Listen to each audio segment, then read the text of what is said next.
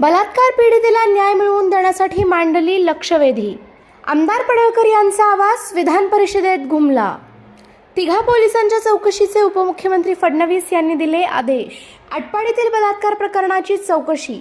पडळकरांच्या लक्षवेधीवर उपमुख्यमंत्री फडणवीस यांचे आदेश. आटपाडी तालुक्यातील एका अल्पवयीन मुलीवर झालेल्या बलात्काराची तक्रार दाखल करून घेण्यासाठी टाळाटाळ आणि गुन्हा मागे घेण्यासाठी दबाव टाकल्याप्रकरणी पोलीस निरीक्षकासह 3 पोलिसांची चौकशी करण्याचे आदेश उपमुख्यमंत्री देवेंद्र फडणवीस यांनी आज दिले.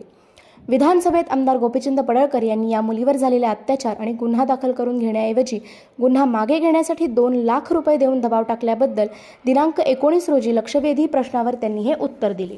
पडळकर यांनी लक्षवेधीत म्हणाले, ऑगस्ट 2023 पूर्वी तालुक्यातील एका गावातील मुलीवर तिघांनी वारंवार बलात्कार केला. याबाबत मुलीच्या कुटुंबियांनी पोलीस ठाण्यात अनेक वेळा जाऊन तक्रार करण्याचा प्रयत्न केला, परंतु पोलिसांनी त्यांच्या तक्रारीची दखल घेतली नाही असे सांगितले. मुलीच्या पालकांनी माझी भेट घेतली. मी नातेवाईकांच्या समवेत जिल्हा पोलीस अधीक्षक आणि वरिष्ठांची भेट घेतली. मग बलात्काराचा गुन्हा दाखल झाला. यामध्ये पीडित मुलगी 5 महिन्यांची गरोदर असल्याचे देखील निष्पन्न झाले आहे. यावर मुलीचा गर्भपात करून तिला घरी पाठवण्याऐवजी जाणीवपूर्वक बालसुधारगृहात पाठवण्यात आले. 2 महिन्यांनी ती घरी परतली. त्यानंतर पोलिसांनी पीडितेच्या भावाला मारहाण केली. 2 लाख रुपये देतो असे सांगत गुन्हा मागे घेण्यासाठी दबाव टाकला. त्यामुळे पोलीस निरीक्षक शरद मेमाणे, पोलीस राकेश पाटील, शैलेश कोरवी, प्रमोद रोडे यांची चौकशी करावी अशी मागणी पडळकर यांनी केली. उपमुख्यमंत्री आणि गृहमंत्री फडणवीस म्हणाले, बलात्कार प्रकरणी गुन्हा दाखल करण्यास टाळाटाळ होत असेल तर त्याची चौकशी करून कारवाई केली जाईल.